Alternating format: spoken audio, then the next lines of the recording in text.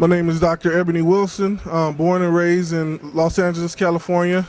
Now reside in Chicago, Illinois. Been a principal out in Chicago for roughly 5 years. You guys saw me do my shoulder workout, which is one of my favorite body parts. Today in my shoulder workout, I started off with side raises. I normally do 6 exercises per body part. It's just something I've always been accustomed to doing.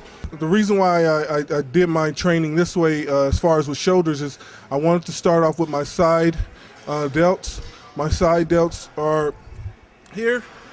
Did my side raises, 4 sets of 12 with my side raises. Then I went on to do rear delts, which is my rear delts and it's kind of self-explanatory in the back.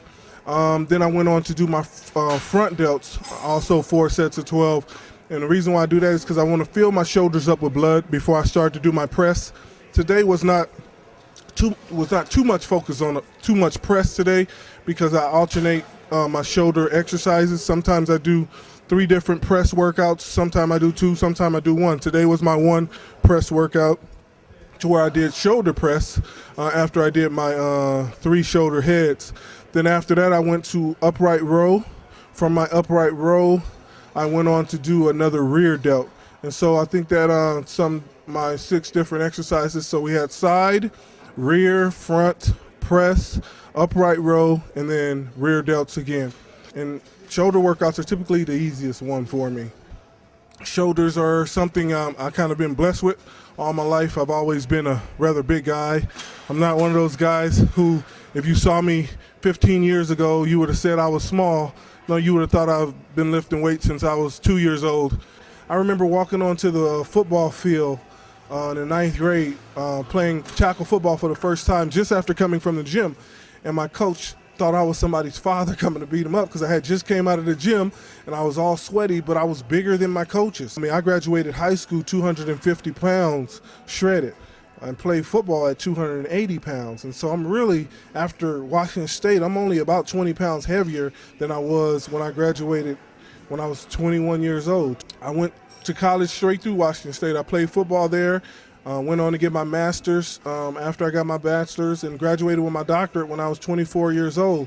And so education has been a fundamental cornerstone of my life. It's what created me to be who I am. Education is what set me free from the society that I was born in order for me to assist and help kids who went through the same struggle that I went through. And my kids at my school, they look at me and they see Big Dr. Wilson. I've always told them, despite my physical appearance, that can be taken away from me at any point. But my mental strength can never be taken away from me. That's what gets me to look how I am now. It's all in my mind, because before you can step into the gym and lift a weight, you have to have the mental strength to be able to push through the pain that you're going through in here. And if you don't have that mental strength, then pretty much you're going to quit before you even start. I have a book that's coming out in April. It's called Reflections of a Self-Fulfilling Prophecy. And in that book, it's geared towards urban youth. Although the urban youth are going through the situation that they're going through, the poverty, the drugs, the gangs, the violence, the murder, although they're going through that, they can utilize those adversities, those obstacles in their life to strengthen them. I went through that. I've seen close friends of mine murdered. I've witnessed my mother and my father on drugs. I've witnessed poverty. I used to sleep in parks when I was 12 years old. I begged for money ever since I was 5, 6, all the way up until I was 12, until I was able to get a job. I mean, I've dealt with the struggles and the adversity growing up here in South Central Los Angeles.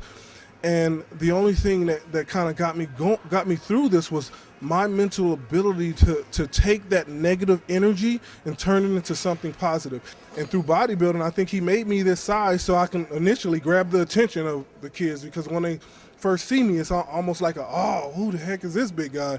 And once they realize that it's combined with an education, a doctorate degree, and a passion and motivation to help others who struggle like I once did, they're more susceptible to listen to the things that I have to say.